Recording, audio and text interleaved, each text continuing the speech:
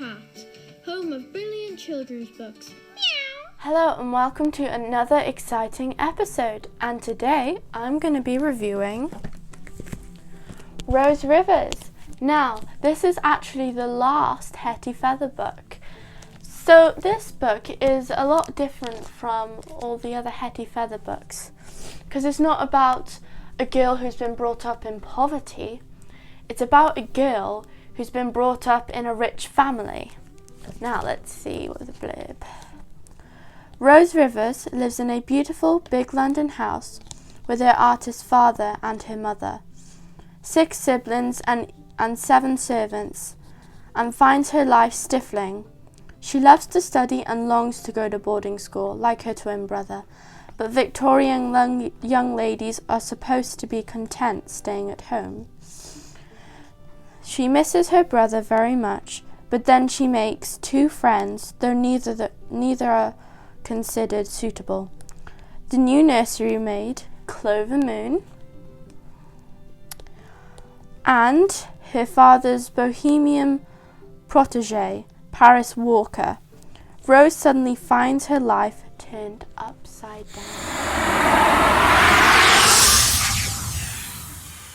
So, Rose Rivers is brought up in a very rich family, and she has a mother and father. She's got a very loving father, but a very stern mother, should I say. Her father likes art. Her mother just, wants Rose to act like a young lady. And she doesn't think much of Rose. She just thinks that Rose is a bit of a disgrace because Rose doesn't really act like a young lady much. But she really likes to read. So that's one thing me and Rose have in common. So, she's got quite a big family. 3 brothers and 3 sisters. So that must be a bit of a big, lots of things to deal with. And she's also got a friend, nursery maid called Clover Moon. And this was the book I remember reading. And she actually becomes a nursery maid in Rose Rivers' house at the end of her book. So this is a very different book to all the other Hetty Feather books because this is a girl's brought up in a rich family. So I can see what's actually happening in Rose's shoes. It also says something at the back, so I think I should read that out. I wanted to think that they liked being servants, but of course they weren't happy working all day long with no love and no play. Try as I might, I could never be their friend because I was the daughter of the house and they were the servants. And it didn't matter a hoot to anyone else that we were all children. So Rose thinks that it's unfair that she can't be friends with a servant, especially Clover Moon. Because she's the daughter of the house, and in those days they weren't really meant to be friends with the servants because the servants were nothing to them. They were just working for them and everything just to get actually a room or anything to sleep and get food and get money because they were very poor. So Rose thinks a lot of Clover Moon because Clover Moon is her really good friend.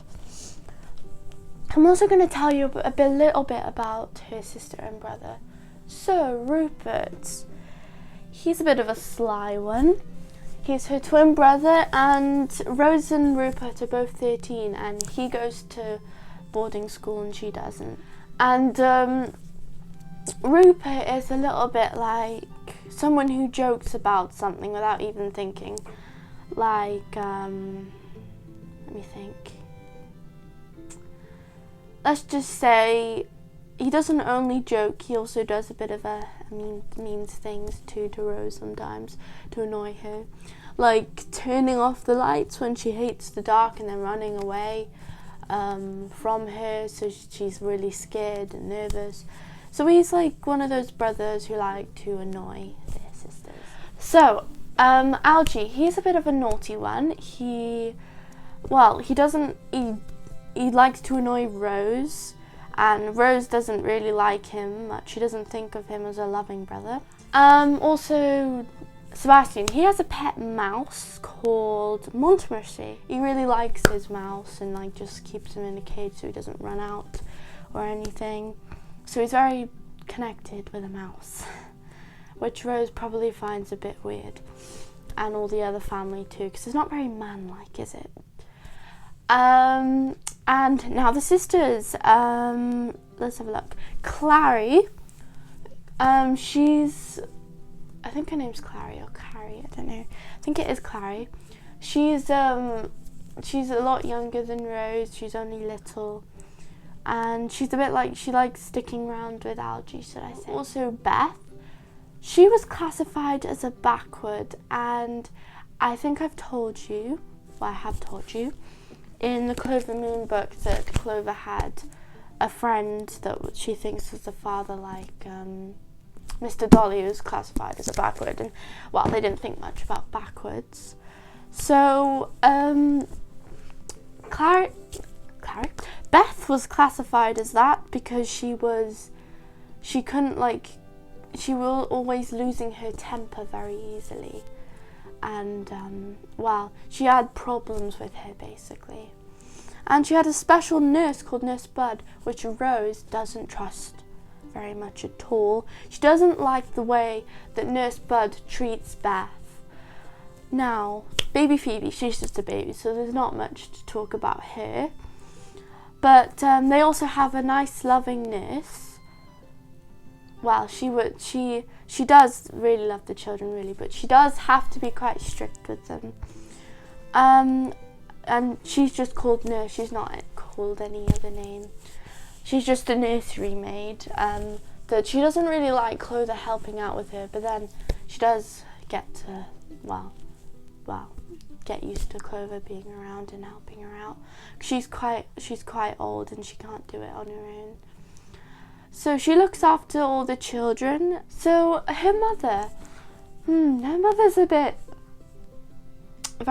mother's very stern. She expects more from Rose, as probably you should know. And she doesn't think much of her as much as her father. Now her father, Rose's father, is a very gentle man, and he's very cheerful. He does like to joke around, and he really loves his children. He really does look out for them like a proper father should, and he cares for them a lot. And he's also an artist. Now, as I said on the blurb, he brings an artist friend called Paris, which becomes Rose's friend too.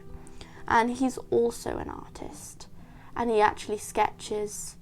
Right, her mother's name is Jeannie, and he sketches her portrait, so he's a very good artist. But I also wanted to show you something as well. Inside the cover, which is this book, it's got beautiful roses. I mean, for Rose, it's got nice roses. It's got a nice green cover, and it just has this on there, so it's very nice. I just like these covers. Just as the same as I remember showing you this one for Clover Moon, I noticed that they're very similar because these are the only books that actually have got what represents their name, like Clover and Rose. And I've also noticed that they're both plant names, like a clover and then a rose. So I think that is pretty cool how Jacqueline Wilson has designed the inside of the cover as what their names are. So, there's a lot to Rose. She really wants to go to boarding school, and she misses her brother Rupert very much. And she does come across more characters like her grandpa and grandmama. They call them grandpapa and grandmama, and I sometimes find I struggle to say it. I just say grandma or grandpa because it's really hard to say papa and mama at the end because I read quite fast. I did really enjoy this book. I would definitely give it 5 stars, like I've given all the Hetty Feather books. and I really hope that you will enjoy this book and you enjoyed watching me tell you about the book. Don't forget to like, subscribe and click the bell. You'll never miss another episode. See you later. Bye.